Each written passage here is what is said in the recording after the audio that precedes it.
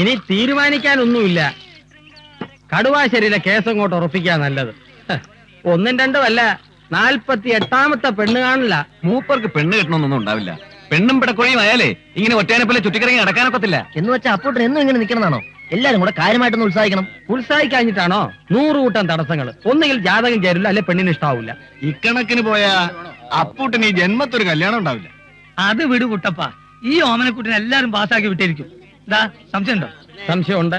പെണ്ണിനെ കണ്ടുവന്നിരിക്കുന്ന ഇക്കായ ആയതുകൊണ്ട് അല്പ സംശയമുണ്ട്. ആ ബ്രോക്കർ എത്തിയല്ലോ. മതോട്ടാ, കടുപ്പത്തിലൊരു ചായ. ആ മണി 10 ഇനി അപ്പോട്ടിനെത്തിയില്ലേ? ഇല്ല, ഇപ്പൊ എത്തും. അവന്റെ ഇന്നത്തെ കോളത്ത് രാമൻകുട്ടി കുറെ നാളായി അപ്പൂട്ടന്റെ പെണ്ണന്വേഷിച്ച് നടക്കുന്നുണ്ടല്ലോ. കൂടെ നടക്കുന്ന മണിയനൊരു പെണ്ണ് വേണ്ടേ? ഉണ്ടല്ലോ, നക്ഷത്രം തൃക്കേട്ട, 5 അടി 3 ഇഞ്ച് പൊക്കം, ചെമ്പകപ്പൂവിന്റെ നിറം, ഒറ്റ മകൾ, 1 കിലോ സ്വർണം, 5 ലക്ഷം രൂപയുടെ സ്വത്ത്. നല്ല യോഗ്യതയുള്ള കുട്ടി. ധൈര്യമായിട്ട് എന്ത് ജോലി ഏൽപ്പിക്കാം. ചുറ്റുപാട് നോട്ടമെത്തും. പെണ്ണിന്റെ 2 കണ്ണും 2 ദിക്കിലേക്കാ. ഒന്ന് തെക്കോട്ടും മറ്റൊന്ന് വടക്കോട്ടും. നിന്റെ അച്ഛന്റെ കല്യാണം കഴിഞ്ഞാണോ? മണ്ടായി, എന്റെ അച്ഛൻ കെട്ടാതെ എങ്ങനെ ഞാനുണ്ടാവുക? എന്നാ ഈ പെണ്ണിനും കൂടി നിന്റെ അച്ഛനെ കൊണ്ട് കെട്ടിച്ചാ മതി. മാധവേട്ടാ, 2 ചായ. മാധവന്റെ കെട്ടിയോളെ സ്വരത്തിനെന്താ അത്ര വലിയ കടുപ്പം? അമ്മയോട് തോറ്റതിന് അങ്ങാടിലെന്ന് പറഞ്ഞ പോലെ വീട്ടിലെ ദേഷ്യമാണ് ഇവിടെ തീർക്കുക. ഒരെണ്ണം വിത്തൗട്ട്. നിനക്ക് പഞ്ചാരയാണെന്ന് ഞാൻ അറിഞ്ഞാ പോരെ, നാട്ടുകാരെ മുഴുവൻ അറിയിക്കണോടി. കൊണ്ടുപോയി കൊടുക്കട.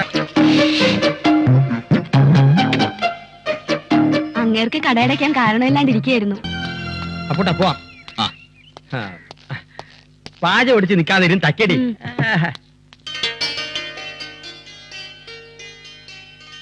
കോളടിച്ചില്ലടാ, ഉഗ്രം കുട്ടി. ഇതൊത്ത് എനിക്കിഷ്ടമായി. എനിക്കിഷ്ടായി. നീ എന്ത് പറയുന്നു? എനിക്കിഷ്ടമായി. ബിസ്ക്കറ്റോ പെണ്ണോ? രണ്ടും. അപ്പുട്ടനകത്ത് കയറിയിരിക്കണേ. മക്കളെ, എന്നിവിടെ എന്ത് നടക്കാം കാണാം. ഹെൽപ്പുള്ളവര് മാത്രം ഇവിടെ നിന്നാ മതി. ഇന്ന് കാശ് കൊടുത്തില്ലെങ്കിൽ ശങ്കരൻ സമയമാം രഥത്തിൽ ഞാൻ സ്വർഗയാത്ര ചെയ്യുന്നു. എൻ സ്വദേശം കാൺമതിനായി ശങ്കരേട്ടൻ തനിയെ പോകുന്നു. ആ അംബുജം, നിന്റെ ഭർത്താപ്പോഴും പഴയ കാളവാസ് തന്നെയാണല്ലോ. നീ പോടാ. സന്തോഷം. അപ്പൂട്ടം വക വെയിറ്റിംഗ് ഷെഡിന് ചോർച്ചയൊന്നുമില്ലല്ലോ. 9638 രൂപ 40 പൈസ ചെലവാക്കി കെട്ടിയതാ. ഇവിടെ കോടികൾ മുടക്കി ഉണ്ടാക്കി ഇടമേലാർ അണക്കെട്ട് വരെ ചോർന്ന്. പിന്നെയാണ് ഈ നക്കാപ്പിച്ചയുടെ വെയിറ്റ് ഷെഡ്. എന്തായാലും വളരെ ഉപകാരമായി അപ്പൂട്ടാ. മഴയും വെയിലും കൊള്ളാം ഇക്കാലം. ഓ കേട്ടില്ലടാ, ഇതിനു വേണ്ടി അപ്പൂട്ടനെല്ലാം ചെയ്യണത്. വെറുതെ അല്ല നാട്ടുകാരെന്നെ പിടിച്ച് പഞ്ചായത്ത് മെമ്പറാക്കിയത്.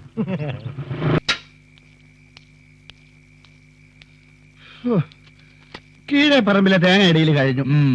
ആകെ തേങ്ങ 4300. അതിൽ വെട്ടുകാരനും സൂക്ഷിപ്പുകാരനും പരിസരവാസികൾക്കും കൊടുത്തിട്ട് ബാക്കി തേങ്ങ 4000. അതില് വക്കച്ചന്റെ വട്ടച്ചെലവ് കഴിച്ചിട്ട് ബാക്കി എത്ര ഉണ്ടെന്ന് പറ. 13620 കണക്കതിലുണ്ട്. മണിയാ, ഓ കുറിച്ചിട്ടോ? കുറിച്ചിരുന്നുണ്ടേ. ഇന്നത്തെ വരവ് തേങ്ങ വിറ്റ വകയിൽ 13620 രൂപ. ചെലവ് ശങ്കരേട്ടനെ സഹായിച്ച വകയിൽ 10000. മച്ചിങ്ങിലെ മാധവിക്കുട്ടി കരഞ്ഞു കാണിച്ചപ്പോ കൊടുത്തത് 100. പേച്ചിത്തള്ള പേരെടുത്ത കഥ പറഞ്ഞ വകയിൽ 50. ആകെ 10150. പിന്നെ ശങ്കരേട്ടന് സഹതാപം തോന്നിയ വകയിൽ കൊടുക്കേണ്ട നെല്ല് 2 ചാക്ക്. പുരോഗമി. എന്നിട്ട് എന്തായിക്ക? പെണ്ണ് ശരിയായോ? പറയാൻ മനസ്സിലാ, വിട്. എന്റെ പൊന്നിക്കേല്, പെണങ്ങാതൊന്ന് വിശദമായിട്ട് പറയണ്ടേ. അത് വലിയ പൊല്ലാ പല വീട് നമുക്ക് ഞാൻ പറയാം. കടുവാശ്ശേരിയിലെ വാസുദേവ പണിക്കരെ മോള് ഓമനക്കുട്ടിയാ പെണ്ണ്. ജാത ഉത്തമത്തിൽ ചേർന്നിരിക്കുക. ഇക്ക പെണ്ണെങ്ങനെ പോയി നോക്കണം നമുക്ക്. ഇക്ക ബാക്കി പറ. ചേട്ടാ, നല്ല മുഞ്ചത്തി പെണ്ണ്, വലിയ തറവാട്ടേര്. നാളെ രാവിലെ 10 മണിക്ക് എന്നെ അവിടെ എത്തിക്കാന്ന് നമ്മൾ വാക്കുകൊടുത്തിരിക്കുക. അതിനെന്താ, പോവാലോ. ആ ബ്രോക്കർ രാമൻകുട്ടി മാധവന്റെ കടയിലുണ്ടാവും, ഞാനും അവിടെ ഉണ്ടാവും. അവിടെ നമുക്ക് ഒന്നിച്ചു പോവാം. ഇക്ക ഊണ് കഴിച്ചിട്ട് പോവാം. വേണ്ട, ഇനി ഊണ് വേണ്ട. ലേശം കഴിച്ചിട്ട് പോവാന്ന്. അത് ഞാൻ വന്നപ്പോഴേ എടുത്ത് കഴിച്ചിടവായ. അതിനായി ശ്രീ കുമാരേട്ടനെ ഞാൻ ക്ഷണിച്ചുകൊള്ളുന്നു. കുമാരേട്ടൻ മുമ്പോട്ട് വന്നേ. പറിച്ചു വെച്ച് കൊടുക്കാൻ പറ്റേ? പത്രത്തിൽ ഫോട്ടോ വാർത്തയൊക്കെ വരണ്ടേ? ഈ സ്വല എവിടെ? ഈ സ്വല എവിടെ പോയി കിടക്കുന്നത്? സ്വന്തം ലേഖനത്തി ഉദ്ഘാടന പ്രസംഗം ഒന്നുകൂടാകട്ടെ. വേണ്ട, നീ ഫോട്ടോ എടുത്താൽ മതി. അപ്പൂട്ടാ, ആ മമ്മൂട്ടി ഒന്നുകൂടെ വാങ്ങിട്ട് കൊടുക്കോ. അപ്പൂട്ടാ ഒന്ന് ചിരിച്ചേ. കുമാരേട്ടാ ഒന്ന് വികാര നിർഭരനായി നിന്നേ. കുമാരേട്ടാ, അടി വയറ്റിന്ന് മോശം കേറി മുഖത്ത് വരട്ടെ. ക്യാമറയുടെ മുമ്പിൽ വികാരം കാണിക്കുക. ഇയാളെന്താ വല്ല മമ്മൂട്ടിയ മോഹൻലാലാണോ? പകൽ അന്ത്യോളം പാടത്ത് പണിയെടുത്ത് അരിയും മുളകും കുടിലേക്ക് വാങ്ങിച്ചിട്ട് വന്ന ഇയാളുടെ മുഖത്തെ ഒരു വികാരം ഉണ്ടാവൂ. താ ഫോട്ടോ എടുക്കറോ. തുടങ്ങിക്കോ. സംസാരിച്ചിരിക്കാൻ സമയമില്ല. ഇന്ന് തന്നെ ഫോട്ടോ പത്രാപൈസ എത്തിക്കണം. മാധവേട്ടാ, അമ്പിളിക്ക് റാങ്ക് ഉണ്ട്. റാങ്ക്? മാധവേട്ട ഒരു കഷ്ണം പുട്ട്. അമ്പിളിക്ക് റാങ്ക് കിട്ടിയ പ്രമാണിച്ച് ഇന്ന് പുട്ടില്ല, കട്ട്. നമുക്ക് അങ്ങോട്ട് പോവാം. ഇന്ന് തയ്യലും കൊയ്യലൊന്നും വേണ്ട. സരസ്വതി ചേച്ചി, സരോജിനി, ഇറങ്ങി വാ. ചന്ദ്രിക പാടി. ഓ, ഞാനെങ്ങും വരുന്നില്ല. വരുന്നുണ്ട്. അമ്മ സമ്മതിച്ചോ? സമ്മതിച്ചു. സമ്മതിച്ചില്ല, സമ്മതിക്കില്ല. വേണം ഞാനൊന്ന് ചോദിച്ചിട്ട് വരാം. വേണ്ട, അമ്മയുടെ മനസ്സ് എനിക്കറിയുന്ന പോലെ നിങ്ങൾക്കറിയില്ലോ. നിന്നെ ഞങ്ങൾക്ക് അറിയും പോലെ അമ്മയ്ക്കറിയില്ലല്ലോ. എടാ, ഒരു മൈക്ക് കിട്ടിയ സ്വയം മറന്ന് കീറുവാണം പറയരുത്. അങ്ങനെ പറയുന്നവരുണ്ട് മതപ്രസംഗക്കാര്. അവർക്കൊന്നും നഷ്ടപ്പെടാനില്ല. ആ MLA എന്താ ചെയ്തത്? വല്ലവും വാഗ്ദാനം ചെയ്തോ? പ്രസംഗിച്ചു, കൈയടി മേടിച്ചു. നഷ്ടമൊന്നും ഉണ്ടായില്ലല്ലോ. നീയോ? അവളെ പഠിപ്പിക്കാൻ നീ ആരാടാ അവളുടെ? അപ്പുട്ടാ, കിണർ കുഴിക്കുന്നത് പോലെയോ വെയിറ്റിംഗ് ഷോട്ട് ഉണ്ടാക്കുന്ന പോലെയോ അല്ല. ആ പെണ്ണ് എന്താ കണ്ടുവച്ചിരിക്കുന്നതെന്ന് നമുക്കറിയോ? വാക്കുകൊടുത്തിരിക്കല്ലേ. അവളുടെ മോഹം എന്താന്ന് വെച്ചാൽ നടത്തി കൊടുക്കാമെന്ന്. എടാ, മോഹത്തിന് കടിഞ്ഞാനില്ല. എന്റെ ചായക്കിടയ്ക്ക് പകരം ഒരു 5 സ്റ്റാർ ഹോട്ടൽ നടത്തണമെന്നാണ് എന്റെ മോഹം. നടക്കുവോ? എനിക്ക് മീനാക്ഷി ശേഷാദ്രിയെ കല്യാണം കഴിക്കാൻ ആഗ്രഹം. എന്താ നടത്തി തരാം? മീനാക്ഷി ശേഷാദ്രി പോയിട്ട് കാളക്കച്ചവടക്കാരൻ ചാമിയുടെ മോള് മീനാക്ഷി അവരെ നിനക്ക് അയവിറക്കാന്നേ ഉള്ളൂ. നടക്കാത്തത് മോഹിക്കരുത്. ആ പെൺകുട്ടിയുടെ മോഹം പഠിക്കണമെന്നാ. അതിനെന്ത് ചെലവ് വരുമെന്ന് എനിക്കറിയോ? അവള് ഡോക്ടറോ എഞ്ചിനീയറോ IAS ഒക്കെ പഠിക്കണമെന്ന് പറഞ്ഞ പഠിപ്പിക്കും.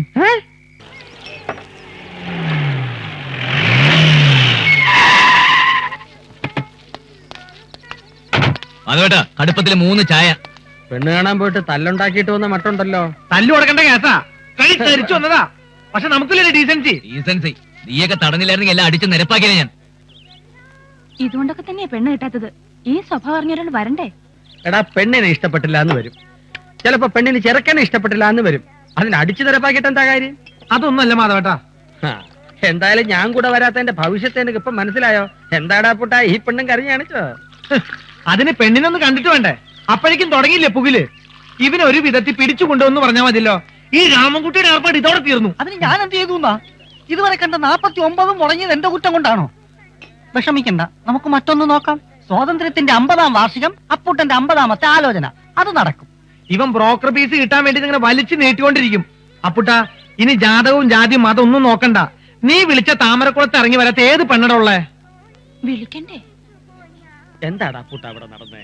ആ പെണ്ണിന്റെ തന്ത പറട്ട കിളവൻ പറയാ ഞാൻ കള്ളുകൂടിയനാണ്, തെമ്മാടിയാണ്, താൻ തോന്നിയാണെന്ന്. ശരിയല്ലേ?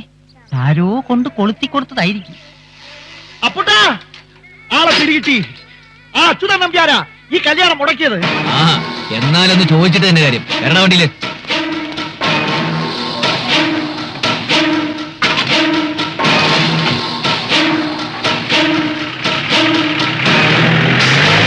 ആ പിന്നെ അമ്പിളി, വലിയ പണക്കാരുടെ മക്കളൊക്കെ ആയിരിക്കും കൂടെ പഠിക്കുക. അവരുടെ പത്രാസിന് മുന്നില് പണമില്ലാന്ന് പറഞ്ഞ് ഒട്ടും താഴരുത്. പണം ആവശ്യമുള്ളപ്പോഴൊക്കെ അപ്പൂട്ടിന് എത്തിച്ചിരിക്കും. ആ പിന്നെ മറ്റൊരു കാര്യം, കോളേജിൽ വേറെ വല്ല പ്രശ്നങ്ങളുണ്ടെങ്കിൽ, അതായത് നമ്മൾ ഈ പത്രത്തിലൊക്കെ വായിക്കാറില്ലേ, പുതിയതായി ചെല്ലുന്ന കുട്ടികളെ ഉപദ്രവിക്കുക എന്നൊക്കെ, എന്താണ് മണിയാന് പറയാ? അത് റാങ്കിങ്. റാഗിങ്. ആ അത് തന്നെ. ഇനി അങ്ങനെ വല്ല ഉപദ്രവം ഉണ്ടെങ്കിൽ അതും അപ്പൂട്ടിനോട് പറയാൻ മടിക്കണ്ട. ശരിയാ, താമരക്കുളത്തും പരിസരത്തുമല്ലേ നമ്മൾ അടിയുണ്ടാക്കിയിട്ടുള്ളൂ. ടൗണിൽ വന്ന് അടിയുണ്ടാക്കാനുള്ള ഒരു അവസരം അമ്പലി ഉണ്ടാക്കി തരണം. ഒന്ന് ചുമ്മാതിരിക്ക, വെറുതെ ആ കുട്ടിയെ പേടിപ്പിക്കാതെ. അങ്ങനെയൊന്നുമല്ല, താമരക്കുളത്തെ കുട്ടിക്കൊരു നാഥനില്ല എന്നുള്ള പേടി വേണ്ടെന്ന് പറയായിരുന്നു. ഞങ്ങളൊക്കെ ഉണ്ട്. എന്നാ ആയിക്കോട്ടെ. ആ പിന്നെ നിങ്ങൾക്ക് കൂട്ടിന് മാധവേട്ടനെയും സരോനി ചേച്ചി ഏർപ്പാടാക്കിയിട്ടുണ്ട്. അവരും ഒപ്പം ഉണ്ടാവും. ശരി. സ്നേഹവും ബഹുമാനവും നിറഞ്ഞ ഇപ്പോഴും എന്ത് വിളിക്കണമെന്ന് എനിക്കറിയില്ല. ആ വ്യക്തിത്വവും സ്വഭാവ മഹിമയും എനിക്ക് മറക്കാനാവുന്നില്ല. മറക്കില്ല. കൂട്ടുകാരികളോടൊക്കെ ഞാൻ എന്റെ സ്പോൺസറെ പറ്റി പറഞ്ഞു. എല്ലാവരും വിശാലഹൃദയനായ ആ മനുഷ്യനെ കാണാൻ ആഗ്രഹിക്കുന്നു. കോളേജിൽ ഒന്ന് വരണം, ഉപേക്ഷ വിചാരിക്കരുത്. ക്ലാസ് തുടങ്ങി ഞാൻ നന്നായി പഠിക്കുന്നു. എന്നും ക്ലാസ്സിൽ അറ്റൻഡ് ചെയ്യുന്നതിന് മുമ്പായി ആ രൂപം ഞാൻ മനസ്സിൽ ധ്യാനിക്കാറുണ്ട്. അതെനിക്ക് വല്ലാത്ത ആവേശവും പ്രോത്സാഹനവും നൽകുന്നു. അവിടുത്തെ സ്വപ്നം സാക്ഷാത്കരിക്കാൻ അമ്പിളിക്ക് കഴിയുമാറാകണേ എന്ന് പ്രാർത്ഥിക്കണം. പ്രാർത്ഥിക്കുമെന്ന് എനിക്കറിയാം. മറ്റു വിശേഷങ്ങളൊന്നുമില്ല. സ്നേഹപൂർവം അമ്പിളി. 46. എന്തോന്ന് 46? 46ാമത്തെ പ്രാവശ്യമാണ് അമ്പിളിയുടെ കത്ത് വായിക്കുന്നതെന്ന്. ഓരോ തവണ വായിക്കുമ്പോഴും അമ്പിളിയുടെ മനസ്സിലിരിപ്പ് അങ്ങനെ തെളിഞ്ഞെളിഞ്ഞു വരികയല്ലേ. കത്തിന്റെ തുടക്കം എങ്ങനെ മണിയെ? സ്നേഹവും ബഹുമാനവും നിറഞ്ഞ കുത്ത് കുത്ത് കുത്ത്. ഇപ്പോഴും എന്ത് വിളിക്കണമെന്ന് എനിക്കറിയില്ല. പിന്നെയും കുത്ത് കുത്ത് കുത്ത്. വല്ലതും പിടി കിട്ടിയോ? കിട്ടി. ഈ കുത്തൂത്തിനകത്താണ് അമ്പിളിയുടെ ഹൃദയം തുറന്നു കിടക്കുന്നത്. അത് തന്നെയാണ് എന്റെയും അഭിപ്രായം. അതൊന്നും ആയിരിക്കില്ല. രാവുണ്ണിയുടെ ഇടിയും കുത്തും കൊണ്ട് വളർന്നതല്ലേ, ആ കുത്തൊക്കെ അമ്പിളി കത്തിലിട്ടിരിക്കുക. ശരി, സമ്മതിച്ചു. ദിവസം ക്ലാസ്സിൽ പോകുന്നതിന് മുമ്പ് ആ രൂപം, അതായത് ആ കിടക്കണ രൂപം മനസ്സിൽ ധ്യാനിക്കാറുണ്ടെന്ന് പറഞ്ഞു. അതിന്റെ അർത്ഥം എന്താന്ന് എനിക്ക് മനസ്സിലായില്ല. അന്ന് ഹോസ്റ്റലിൽ നിന്ന് പോരുമ്പോ അമ്പിളിയുടെ ഒരു രീതിയും ഭാവവും കണ്ടപ്പോഴേ ഞാൻ തീർച്ചപ്പെടുത്തിയതാ. ഇപ്പൊ കത്തും കൂടി വായിച്ചു കേട്ടപ്പോ ഉറപ്പായി അമ്പിളി അപ്പൂട്ടനെ സ്നേഹിക്കുന്നു. എന്താ പൂട്ടാ ഒന്നും മിണ്ടാത്തെ? എങ്ങനെ മിണ്ടാൻ? പുയ്യാപ്പളിന്റെ മനസ്സല്ലേ? ആ. അപ്പോഴേക്കും പുയ്യാപ്പളിന്റെ മനസ്സിനകത്തൊരു ചീറ്റല്. അപ്പോഴേക്കും പുയ്യപ്പന്റെ മനസ്സിനകത്തൊരു ചീറ്റല്.